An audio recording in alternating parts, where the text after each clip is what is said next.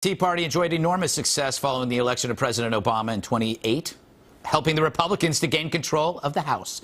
But in last month's election, many Tea Party candidates suffered losses, leading some to question the movement's future. New York Times reporter Trip Gabriel recently wrote, "The Tea Party might not be over, but it is increasingly clear that the election last month significantly weakened the once surging movement, which nearly captured control of the Republican Party through a potent combination of populism and fury."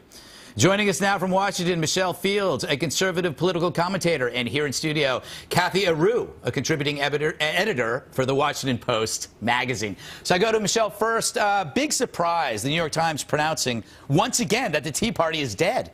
It's absolutely false. Look, what they're saying is that it's dead because of the November election. Obama got elected after the Tea Party folks put tons of effort into not getting him elected.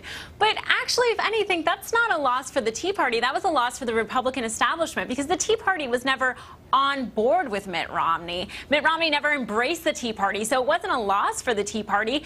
And look, obviously the Tea Party folks aren't out there protesting like they were in 2010, but they still have tremendous influence. Just look at Boehner's proposal for the fiscal cliff. It was rejected. It wasn't embraced by conservatives on Capitol Hill, and the reason why is because it doesn't meet the Tea Party philosophy of lower taxes and smaller government. Cathy, what do you make of that? Because basically what she's saying is that the Tea Party stuck to a principle, right, and it was more about the Republican Party not sticking to principles.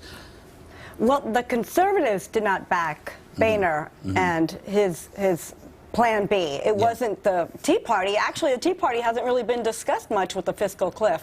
So I don't know how anyone can give them credit. They've lost appeal. They've lost many of their supporters. In Florida right now, they're down to like a third of who they had back in 2010. But don't you think in a way they had jobs, so they moved on? It's like that's the one the one distraction they have is that they work for a living. Unlike Occupy Wall Street. They don't have the luxury to go out on the street and hang out in parks. Look, they have jobs, and in this economy, some of them are working 3 jobs trying to feed their family. But they still have influence. They still hold the ability to ruin a politician's career by not voting for them again. Just because they're not out protesting doesn't mean they don't have influence. If they didn't have influence, we would have a deal right now. But it's that small government, low taxes, which is preventing this deal from happening. They have so much influence that they actually hurt the Republicans into winning back the Senate. So that is how much influence they have. Hold them accountable. Completely screwed over the Republican Party into not having the Senate. They have put up so many idiots that you can name what states they've lost.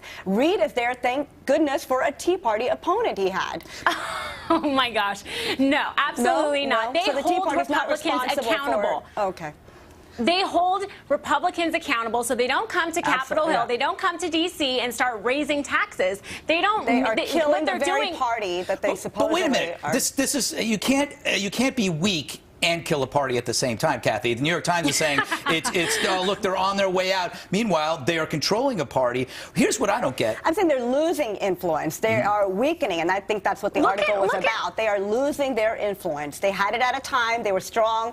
The party is dying down. The numbers are dying down. But look at some of the leaders. Some of the Tea Party folks. Rand Paul. Rand Paul is a star in the conservative movement. So to say that they have no influence and that they're dying out is absolutely false. I think it's wishful thinking, Cathy, on the New York Times part, because the conditions that brought about the Tea Party aren't going away. So even if the Tea Party by name doesn't come back, there is still going to be that belief that there needs to be change. The Tea Party just gave a name to a movement that was going to happen no matter what. People were not happy with the way the country was going, and they just jumped onto this wave that was happening. They named the wave. They didn't create the wave. So it's just a name that was given. I think we're going to see a resurgence. With this fiscal cliff, I think we're going to see a resurgence of the Tea Party. They've been absent so far. Where are they? They're not here for the fiscal cliff, so where are they? Yes, they are. They're working. I haven't seen them. They don't have to be out protesting. They don't have to sit in a park and do nothing and play the drums. They're out in their community doing work. They're calling their congressmen. That's why you haven't seen a deal, because they're holding their members accountable. They're a concept. They're not a party. They're a concept. I mean, I find this interesting in the fact that the way the Tea Party is, if you're on the right, and you believe in a principle, you're seen as extreme. If Yeah. you are on the left and have a principle, you're seen as courageous. Like Occupy Wall Street, which had a potpourri of principles that didn't make any sense. If the obituary is on the Tea Party, then shouldn't Occupy Wall Street be on life support? Where are they besides jail? Exactly. I would call them radicals. I would call Tea Party members radicals. Well, you're honest. Radicals for The Tea what? Party. Trying to reduce the debt? Is that some radical idea that you don't want to create a government that's so bloated? They're not trying Why to is reduce that so the debt radical? right now. That They're trying to secede from like the U.S. government. They're coming up with crazy ideas every day. Come on, get out of here. Don't be so intellectually They've lost their dishonest. focus. Get out of here. Yeah, okay. You know, I always have this test. If you are like, if you're staying in a hotel and you have to share a bathroom with somebody, who would it rather be, a Tea Party supporter or an Occupy Wall Streeter? Be Obviously honest. a Tea Party supporter. If I had Occupy Wall Street, I would need a rape prevention tent, because isn't that what they had? And suddenly there are these great people, and the Tea Parties are tons of radicals and idiots, as you call them. All right, I gotta go.